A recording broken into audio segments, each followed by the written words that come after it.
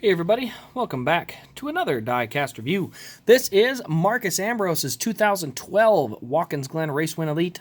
This is from that race that everybody remembers as the craziest race, probably on a road course ever, besides maybe some rain stuff. But what happened was a car blew something up and was dripping oil all over the track on the final lap. Kyle slid in it.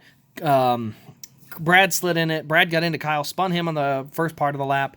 Then it was Ambrose and Keselowski sliding and bouncing into the oil, into the grass. It was just totally chaotic. I mean, it was literally like you'd see one slide way up out of the groove and you'd think, oh, it's over. Well, then the other one would slide because they were all in the oil. So wild finish. But here's the diecast. Let's take a look. It comes with a few extras. So first thing that this one came with was an autographed card, Marcus Ambrose, and then it is signed. And then it's such as the Petty Motorsports stuff.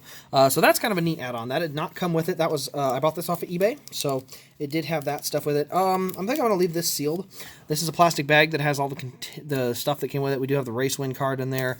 There's a little fabric and all that, but it's all still taped together in there. Actually, you know what? I'll open it up anyway. I figured I'd leave it in there for the collectability crap or something like that, but I decided I want to look at it, so changed my mind just like that. Here we go.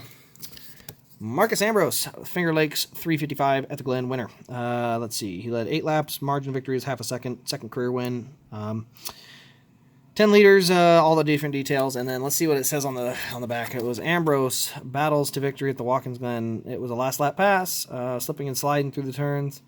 Ambrose making some incredible saves, absolutely true. And what do you know, another 9-car winning at Watkins Glen. Let's just say that that's normal, that the 9-car wins on road courses, especially after last weekend at the Roval. So, classic, right? The other thing, oh, hold on. Hold the phone. The stupid tape on these dumb bags got stuck to the card. I don't want it to rip it. Okay, here's a serialized card. DIN 45, and I said it got the tape on the little envelope thing got stuck to it, so I'm just gonna throw the envelope away. I don't want that little thing anyway. Anyway, let's get on to the diecast here. All right, so it comes in its black case here. This one does have the 3 antenna holes, so first thing I'm going to do is I'm going to show off. There's 3 antennas in there. I'll get them out at some point, but that's our black box, and then it does have a sleeve on there as well that has all the details. I don't actually have the sleeve over here. It's here, but I'm just not going to get up and go get it, just, for sakes. I mean, we know how many there were made just based on the card. So there was 150 of these. I don't know if it's autographed elites were 150.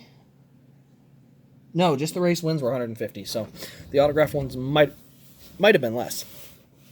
But down on the left side, you can see here marks on that left front. We got this rivets down there on the skirt. You can see the big donut mark right there across the numbers. Mac Tools. We got DeWalt on the left rear. You can see the orange on the wheel there. Medallion Charter. Ambrose up there on the on there. Looks like they've glued something back together up here. Somebody did, not me, but I can tell something got done up here. So that's unfortunate because this is really crispy. At some point I may break it loose and fix it, but I'm not going to mess with it today. We do have a mirror there on the driver post. There you see that mirror.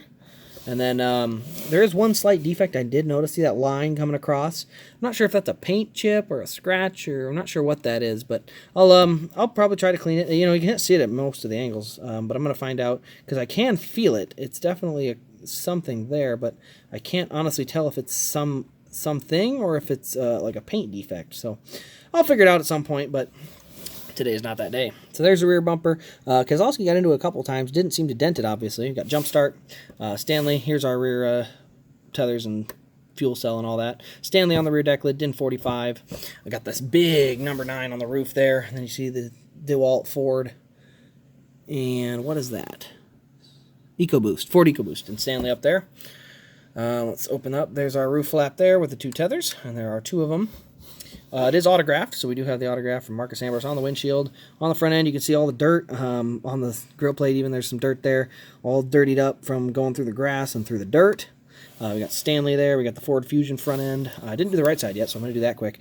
DeWalt, there's our tailpipes. Pretty clean. Right side didn't get too dinged up. There is a little donut mark up here towards the front. Then you can see just the Goodyear Eagles with a little bit of rubbed up stuff to it. But there on the nose, as I said, we did have all that dirt from going through the dirt at the end. They went through the mud instead of hitting bus stop. They both met off track there a couple different times too, actually. So again, it was one of the craziest finishes just because of all the oil that was down on the track. That ended up creating that finish. But there's our engine detail in the inside. You can see a couple of tethers, the braces in there. We do have some different, all individual wires for the plugs, for spark plugs in there as well. We do have our air filter, radiator, a couple hoses going there. So good engine detail for sure. Get that sealed back up. Underneath, you can see we got the bumper bar, 1045. The rear suspension does work, so you can move that up and down. You can do it on the front as well. You see our front end detail, all the different stuff up there, and our rear end detail there. So obviously it's Elite. You get a lot of really, really good detail on these, but the race win itself was just one of those epic races, and so I decided I wanted to get the Elite version of this one because Marcus, I mean, I had the 2011, but I decided 2012 was way more memorable, so I decided to get the 2012 win instead. So I definitely am going to enjoy that. But yeah, that'll pretty much wrap up the review here. Give it a like, subscribe if you're new. I have daily diecast reviews, except for on weekends, and then I do have some authentics and stuff I'll do on Wednesdays and stuff like that. So subscribe if you're interested. Turn on the notification bell so you don't miss an upload. But other than that, thank you guys all for watching. I hope you've enjoyed, and we'll see you in the next diecast review.